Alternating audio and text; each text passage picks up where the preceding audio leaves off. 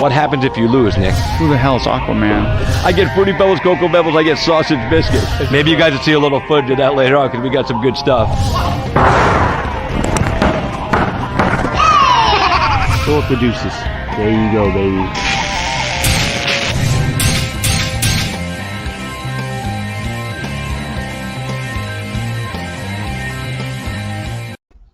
Hey, boys and girls, good evening. Welcome to Caneside Christopher James. I am Christopher James, and I'm happy to be here with you this terrific Tuesday night.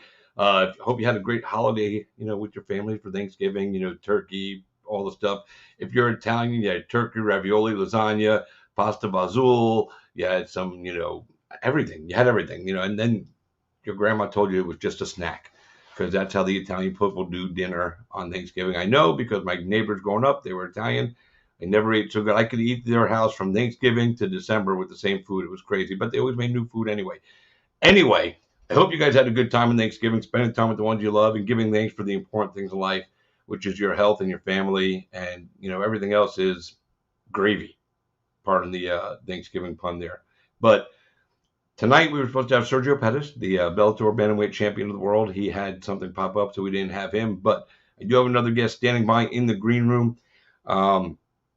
I refer to this man as the godfather of refereeing, and he basically wrote the rules for referees and what we see today. I know sometimes he's probably sitting at home watching TV and seeing some of these guys do some of the mistakes they make and wanting to pull his hair out or reach for the screen and yank the guy out the ring himself. But he has moved on from refereeing, sadly. I am going to beg him to come back to watch. I'm going to give him a great plea. But he is a color commentator at Bellator MMA. And they have a big show coming up, Bellator 270 coming up this weekend. Sergio Pettis is going to be defending his belt against Kyoji Horiguchi, and that's going to be a hell of a fight. We're going to bring up the whole card, and we're going to talk to him about it right now. So it is my honor and privilege to have him on the show for the very first time. The man himself, Big John McCarthy. Ladies and gentlemen, welcome in Big John McCarthy. Big John, what's going on? I love the Christmas tree behind your shoulder right there. My wife set that one up. Thanks, Chris. How you doing? I'm doing well, sir. So how are you today, man? How's life going for you? Outside of Bellator and just life in general, do you deal with the crazy COVID stuff or do you just live your life and whatever happens, happens? You know what? I just live my life and whatever happens, happens. I've never been that person to worry about what tomorrow brings. What it brings, and you will deal with it then. But I'm just having fun and enjoying life. Yeah. Has COVID really bothered you at all? Yeah. I mean, I got it. So it bothered me a little bit. How bad was it when you caught it? What did you go through? I was about 10 days that I had to, deal with it. A lot of headaches, I got a really bad neck anyway, so I get headaches and then just intensified. And so they were some nasty headaches, a lot of body aches, the fevers were there and stuff. And it was just, I would start to feel better and I'd start to go do things and then it would just slam me back. And so it took about 10 days for me to get rid of it, but finally did. Yeah, I was fortunate. I had COVID for 3 hours. I went, they told me I had it. And the reason I went to go get tested, and this was early in the COVID scenario when it broke out, I went to go get tested because I didn't feel good. I just didn't feel right. So I went, they did the test. They told me I had COVID. I had the chills for like 3.5 hours. And after that, I was good. Like I didn't lose my taste. I didn't lose my smell. I didn't lose anything like that. So I guess I'm one of the fortunate people. And I was one of the people that I was worried about when this all started, when we knew nothing. Yeah. And because I'm a coronary patient. I'm a cancer survivor. So I'm in all those high risk groups. And, I get 3 hours of the chills. And that was rough for me because I don't like the fucking chills. The second thing out of my life that I hate, there's only one thing I hate more than getting the chills, and that's vomiting. After that, I don't give a shit, whatever happens, happens. Don't blame you. But I'm glad, 10 days, a lot of people are going through it. Diego Sanchez just announced he's going through it. He's in the hospital. Guy from Bare Knuckle Fighting Championship, I don't know how familiar you are following, but Luis Palomino, who used to fight PFL, Luis, he got it really bad. He was in bad shape. He's a good friend. So it's affected everybody differently. What about for you for work? As it, obviously, when Bellator couldn't do shows and, nobody was really doing shows except the UFC at one point. You weren't refereeing then, you weren't commentating then. So what'd you do with your free time? Did you, do some projects around the house, maybe build a birdhouse or something? Oh, I did a lot of projects. I did all kinds of funny stuff. My wife actually started to, she would come up with these ideas of, what to do. And we actually put one of them out on, it's on my Instagram. You'd have to go and look for it, but it's of, we sat there and just made, this little, started doing the Rochambeau, and whoever lost would end up getting their face put into, first it was powder, then it was cream, then it was eggs, and it was funny, and we had a good time doing it. Everyone was like, I can't believe your wife did that. I go, what do you mean she's the one that wanted to do it. She made me do it. That's hysterical. But that's good when you got a wife like that or a husband like that, if you're a woman, and when you got a partner that's willing to get a little goofy and stupid with you and do some dumb shit. I have that at home too. My wife is completely, but I love her to death. She supports me, and what I do, I support her. And we have no problem sticking our face in the mud together, if that's what need be, So, well, I'm excited to have you on. And before we get into the Bellator card, I'm going to make my plea. I'm going to start a GoFundMe, and I'm going to get millions of dollars put in this GoFundMe account to draw you away from Bellator and bring you back to refereeing, because, John, we need you, man. And it's not even so much to have you regularly fight on fight weekends, but I think your presence, in the referee room would make some of these other guys, perk their ears up a little bit and open their eyes a little wider and do their jobs a little bit better. I refer to you as the godfather of refereeing, and I'm not the only one that does. You wrote the rule book. What's your thoughts today?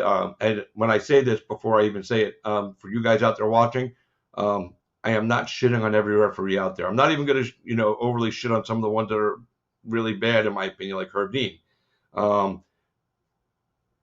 They have a tough job, but the job has to be done to the best of your ability. And some of these guys are failing in their execution of their duties. So your thought, as we see refereeing continue to have some really bad guys, and we don't have to mention any particular names. I said Herb Dean because I pick on him a lot, because I feel he's the most recognizable name out there, and he makes some horrendous mistakes. And again, Herb, if you ever see this video, you do a great job. You do. You have over the years, but at some point, just like a fighter or any athlete, sometimes you have to step away from your craft because you're not performing at the highest ability. And I think for me, and me only, and I'm not asking John to crucify anybody, but for me, I think Herb Dean maybe has hit that spot, and so I guess I did mention a name. I said I was going to mention a name, but I don't want you to mention any names because I know you're friends with a lot of these guys, and I don't mean to bag on somebody like Herb who's your friend, but I'm just looking from the outside and watching what I see, and I have to comment on it. Let me say this first. First off, everybody thinks it's easy, and it's not.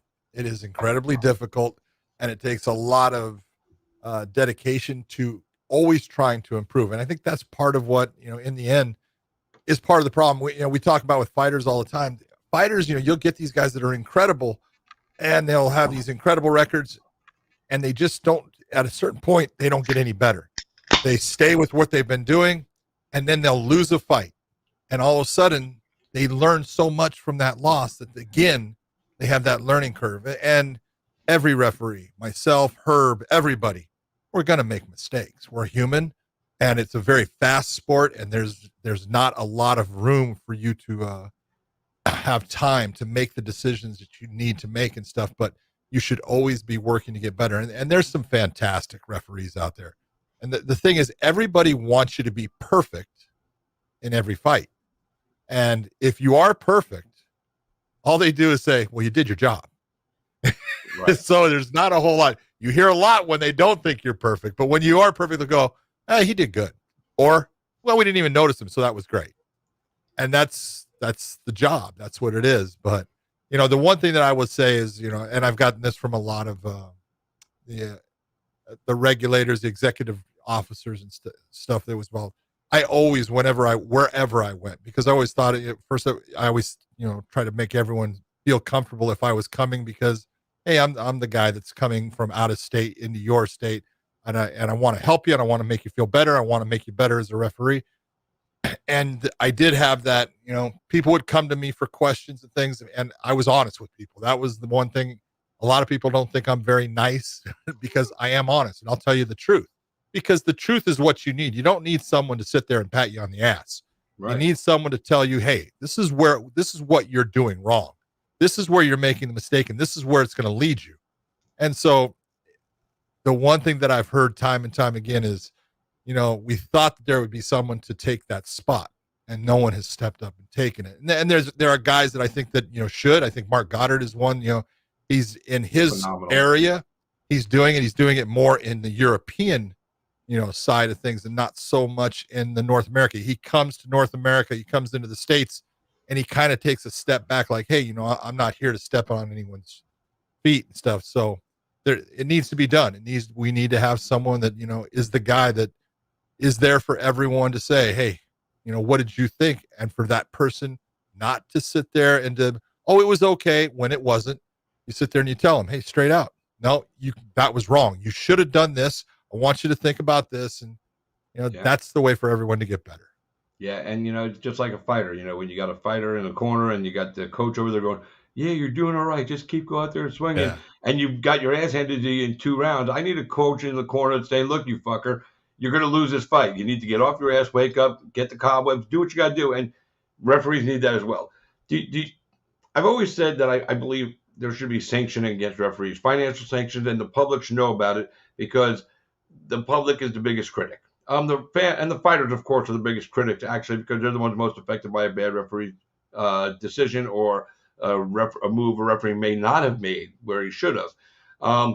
So should financial sanctions be implemented? And if so, should we know about it? Because, this way, at least the fighters hear that the referees are, hey, this guy got fucking fined $3,000 for fucking up this fight. I think it would make the fighters feel better because when they fuck up, they get fined.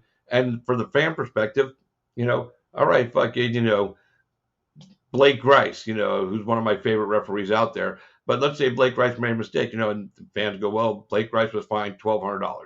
I think it would give the fans a level of comfort that somebody's paying attention to this because I think that's where the disconnect happens, where we don't feel like anything happens to referees, except for that guy over in Abu Dhabi. I can't remember his name, but he got yanked from the card immediately. He got yanked. So we knew something happened to him, but most of the time we don't. Yeah. Well, look, that's not the first time that's happened where they've yanked an official, taken away fights and you're done for the night.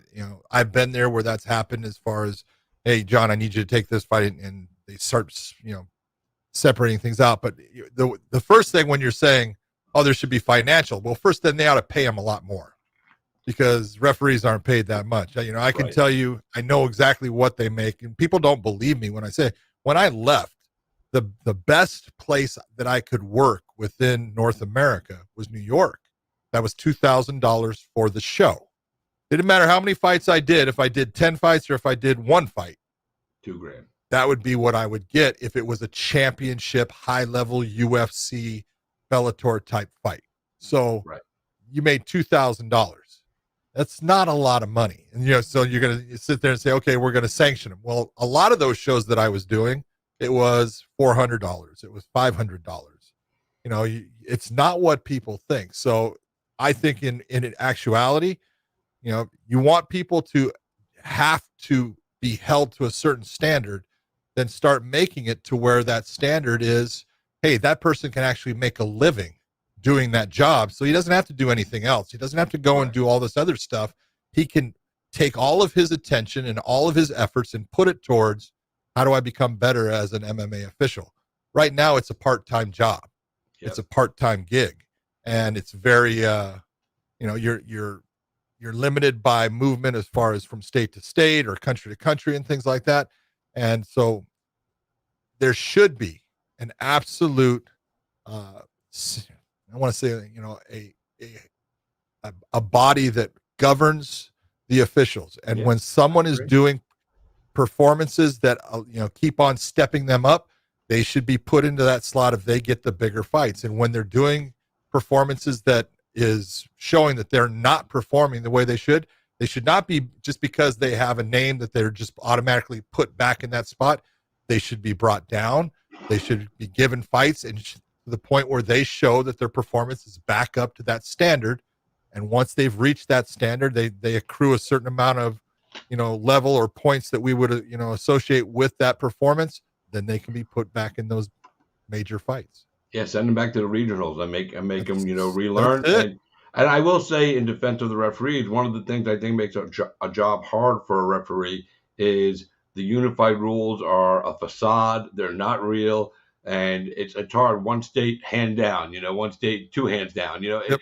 and so they make it hard for the consistency to be there because the commissions, who are full of a bunch of egomaniacs who don't want to, comply. Well, just because New Jersey does it doesn't mean we have to do it that way here in Tennessee. So then we have the personalities and the people getting in the way of what the rule set should be. So that makes it hard for those guys. And I don't want to make this a whole referee, That's okay. beat down thing, but I had to ask you because I've never had you on the show before. I just wanted to get your take on it. I would say 92.5% of the time, maybe 93, the referees are on point. But but that number needs to get up to like 96, 97% in my eyes. Because again, nobody's going to be 100% right all the time. And Mike Beltran, that's the guy I want to see be the guy that everybody goes to because he's got a commanding presence.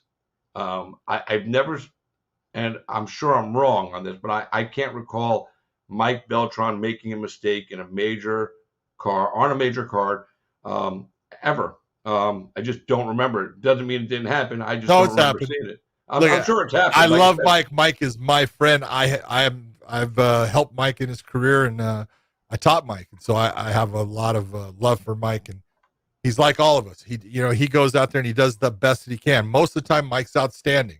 Has he made mistakes? Of course, he's made mistakes. He's human. That's just part of it. But he's an outstanding official, and you're right. He cares about the sport. He cares about the fighters. But you can just take a look at Justin Gaethje was very upset with that's right. Mike Beltran and the Michael Chandler fight. It just happened. And so, and I talked to Mike, right after at the show, just after he got out of the cage. I got a phone call from him and we talked about it. And there was things to talk about with it. And that's gonna happen. That's just part of it. It is part of it. I totally forgot about that one. See, I guess it's okay. There's so much in my head that I just forget shit. All right, so we're gonna move on from refereeing, although I will ask you this one last question about refereeing. Do you miss doing it? Of course. I loved doing it. I loved everything about it.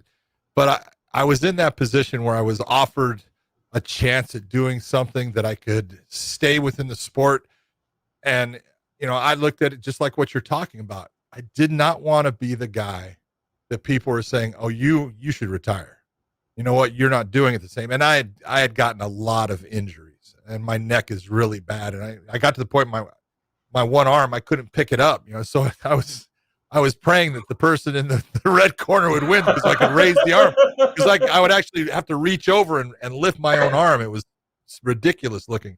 So I was having a lot of problems. And I just looked at it and said, you know what? It's time. And I would rather go out on my terms than someone else forcing me out or being in that position. So that was my choice. Well, maybe what we need to do is take the John McCarthy DNA and have it produced in a lab and just create. Boy, that would be a big mistake. There's a lot of people that don't like the one. Yeah, but no, we'll only allow them to come out for refereeing work only, and then they go back into their just back in the box. Because we don't want 25 John McCarthys running around the world yet. So, but to use 25 John McCarthy on a fight night, across the world, I'm good with that because your consistency was always there. I mean, and again, I know you've made mistakes. I can't remember any specific. I'm not going to ask you to even recall any, but everybody makes them. So, I mean, I make them in my regular life. Everybody makes mistakes. Nobody's perfect. And when you finally realize that you're not perfect and nothing is, life becomes a little bit more bearable because, you don't have this ridiculous expectations. I have to be perfect all the time. But now let's move on to the reason that we did get you in here and that we got this interview going on. Bellator 272's final card of the year. There's some really good fights on this card that I'm going to say, we all know that the UFC is the biggest, most recognized organization in the world, and the UFC has earned that right because they started this whole thing up. Bellator puts on phenomenal fights all the damn time. They have some incredibly talented athletes on their roster. I wish they had more eyes on the roster than they do, and they have a lot of eyes, but I wish they had more because a lot of these guys deserve eyes. One of these fights I'm looking forward to on 272 is Lavana Chokeli versus Vinicius de Jesus. This fight, 9-1 versus 9-4. It's something that I just I'm getting goosebumps. Like my hair is literally standing up right now thinking about this fight because both of these guys really bring it. So let's start with that one. Give me your take on this fight here. Mr. McCarthy. Oh, it's a great fight, and it's exactly what you're saying. You know, Vinicius had been in Bellator earlier on in his career, and then he came back, and his comeback fight, I believe, was against, I want to say, Austin Vanderford. And, you know, he fought a tough fight against a guy who is a rock as far as, you know, just tough, a grinding wrestler, and very tough when he gets you down and is in the top position. But, you know, showed that he's absolutely got the skill set, and he's got the stand-up skills. And if you're looking at Chicoli, Levon is, you know, he came into his fight in Bellator, he was undefeated, and he ran into a person as a buzzsaw that, you know, put him through the point of Kyle Crutchmer wore him down and just basically out cardioed him, wore him down with his wrestling, made him carry his weight, and just kept on just piling the bricks on top of him to the point where Levon was unable to basically fight. As far as he put a ton out in the first round, second round, third round, he was just exhausted. And so, you know, both guys are incredibly tough, incredibly skilled. I think this fight's going to be mostly on the feet. I think that they're going to go after each other in the stand-up. I think they approach it differently. Levon likes to use a lot of different techniques, but he's got power in his hands. And when he hits people, you can see it hurts him. And then once he hurts them, he does not let them off the leash. He finishes them. And, you know, De Jesus, when you're looking at what he does, he's that guy who can put the volume on you. He can just touch you and move and keep you from being able to land that good shot. And he keeps on building this momentum where you become frustrated, you take the big chance, you overextend, and then he catches you. So, like you said, should be a really good stand-up battle.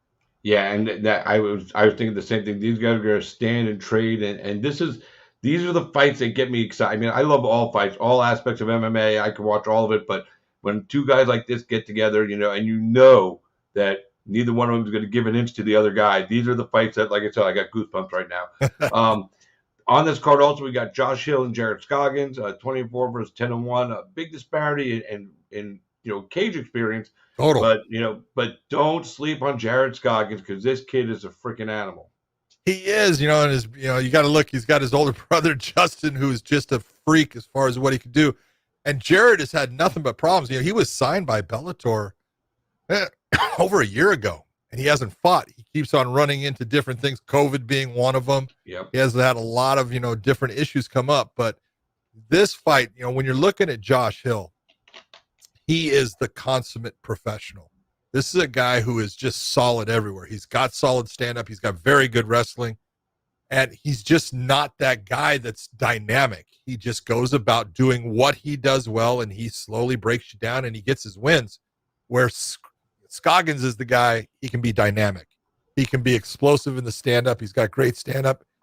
And he's actually got some skills on the ground. He's pretty slick with his submissions and how he sets them up. So I don't think he could submit Josh Hill, but he can absolutely hurt him in the stand-up, especially when Hill is coming in for one of his takedowns that he's going to try, because Scoggins is great with bringing up the knees, the flying knees, timing guys.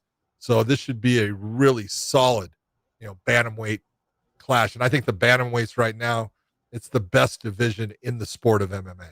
It really is. This bantamweight division here at Bellator is sick. It's deep. It's got some youth. It's got some veterans. It's got the right mix of all the right people at the right time. And this division can really show the world that, you know, they can compete with the top guys. Doesn't matter what the 3 letters or, you know, 8 letters of the name is of the promotion. I can fight with anybody out there. Now, I know you're up against the clock, so Okay. let's touch up on the main event, Sergio and Kyoji. Sergio came out and said, you know, that he believes he's not the real champion until he beats Horiguchi. I respect the hell out of him for Sergio for that. I really wanted to talk to him about that, but something popped up. He couldn't get here tonight. But this fight right here is going to be a war. Pettis is on a 4-fight winning streak, including his last fight inside the octagon. And he's come in here and he's let the world know, hey, you know, just because, you know, I'm not my brother, I'm my own man, and I can fucking do this, you know. And he's put his name out there. You know, and you're taking a look. He has been in the shadow of his brother for most of his career. It's just the truth. And Yep. then, look at Anthony Pettis did some amazing things, you know, especially earlier on in his career. that put him in that position. He became a lightweight champion and all that. But if you're going to look at them now, there's no doubt who the better fighter is at this point in their careers. Right now, Sergio is head and shoulders above as far as the competition and what he's able to do in the fight game. And I love exactly what you're saying, what he said about, he goes, I'm babysitting the title right now. Yep. Because it was Horiguchi's. He let it go based upon he got injured. And you got to really respect Horiguchi for what he did there. He didn't hold on to something while he got through his injuries. He said, you know what? I'm going to set the titles down, and then I'm going to come back, and I'm going to get them back. And he was talking about 2 titles because he was the Ryzen champion and Bellator champion. And now he already went back and got the Ryzen championship. Now he's going into his second step. He's got to beat Sergio Pettis to get that. That is not an easy task, especially with the way that Sergio has been competing. Because if you look at his fights in Bellator, he's been spectacular. And he's been in control of every fight that he's been in. And his win against Juan Archuleta was just a picture-perfect, scenario as far as watching a stand-up fighter that was in control of the positioning, control of the distance. He's the one that maintained when the exchanges would happen against a guy who normally is the guy in control of it. He's going to be a handful. They're very unique in the way they do things. Horiguchi's got a karate kind of style with a lot of great wrestling and a very good submission game. But Pettis is a black belt in jiu-jitsu, and his stand-up, it is slick, and he is fast. So I expect both of these guys to go out there and put on a hell of a show. Yeah, I definitely main event worthy. Even if there was another title fight on this card, I would still, even the heavier weight always gets the main event spot. But I would put this up over most of the heavier weight classes as what we're expecting in quality of a fight between 2 guys that are going to come in there and really do what they're here to do, and that's fight. So the main event worthy. I can't wait to watch this whole card. Is there another fight on here that we're missing out on? Maybe you can give us one on the road. I do like the Spike Carlisle and Dan Murray fight on the prelims. That's a good one. That's a good fight. I'll tell you what, the one that you got to really look at is people are going to look at it and go, well, why is it the first fight of the night? It's the first fight of the night because Bellator has a contract with the BBC in the UK, and they like to put on European fighters for their main show because as far as the time difference, that way people get to see it. Oliver Enkamp is fighting against the guy I just talked about earlier, Kyle Crutchmer, and that is going to be one hell of a fight. I love watching Enkamp fight. He has got a karate, background, fights very, bladed. He's dynamic in his stand-up, and his ground game is outstanding. His last fight, he ended it with a Japanese necktie. That's something a lot of guys, you just don't see them getting. He's slick on the ground, and we always say that, winning solves everything, and it brings a confidence, and confidence is key in fighting. And right now, Oliver Enkamp, very confident in what he's doing. And so that's going to be just a great fight. And that's the first fight of the night. Yeah. And I'll be honest with you. Enkamp is one of those guys I think right now is at that point of his career where he's virtually unbeatable. He's so confident, and he's executing inside the ring or inside the cage, excuse me. And, when you carry that confidence like you were talking about and you execute at this level all the time, it's hard to stop you. He reminds me of Usman a little bit. Usman just executes at a level right now. Yeah. He's on fire, and his confidence is through the roof. Yep. And Enkamp kind of reminds me of that same persona and fight, the way he brings it, because he's executing the way he needs to every single time. Yeah. So, this card is stacked all the way through. I wish we had more time. If I had realized that the PR guys are saying to me, hey, you got to go. If I had realized we were going to do this, I would have talked less about refereeing and more about this card. But it's all good. I took my shot. I had to shoot my shot, but maybe we'll get to do this again for the next card, and we'll just talk about the card. Sounds good to me. Thank you for being here tonight, man. Honor to have you on the show, man. It's somebody I've wanted to talk to for a long time. So I'm glad the PR people from Bellator's organization reached out to me and offered me the opportunity to talk with you. I hope you have a great day and a great night. Have fun this weekend at the card. Anything you want to say on your way out the door? No, just everyone. I hope you tune in for Bellator 272. It's going to be an explosive fight. Should be on Showtime, or you can watch it on the Bellator app for the prelims, which will be fantastic. And thank you for being a fan of MMA. Thanks, John. You have a great night, and thank you for all you've done for MMA, from refereeing to doing the commentary, man. You're truly a Hall of Famer all across the board, man. We appreciate you. Thank you, Christopher. I appreciate it, man. Thanks for having me on the show. Anytime, man. Have a good night, man. Bye-bye. Boys and girls, that is Big John McCarthy. We're going to roll him out. I guess he's got another commitment. I kept him a little longer than I was supposed to. Oops. I hope the PR guys don't get mad at me. Listen, guys, we're going to try to reschedule Pettis for after the weekend. Hopefully, we'll be talking to him. And again, maybe he'll retain and we'll get to talk to the champ as he's still the champ. Real quick, I just want to touch on Mike Perry. Got a big win at Triller Triad Combat. And, you know, a lot of people said that he wasn't going to win, but he took on a legitimate boxer at Seals, and he went out there and he won the fight.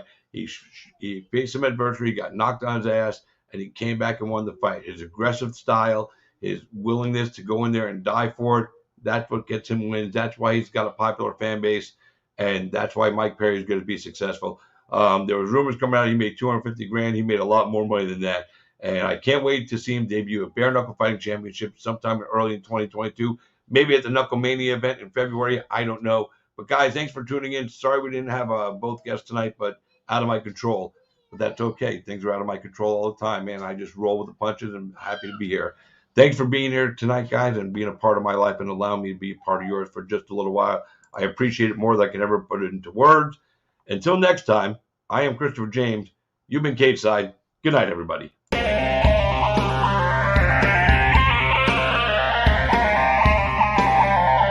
What happens if you lose, Nick? Who the hell is Aquaman? I get Fruity Pebbles, Cocoa Pebbles, I get sausage biscuits. Maybe you guys will see a little footage of that later on because we got some good stuff. Throw up the deuces. There you go, baby.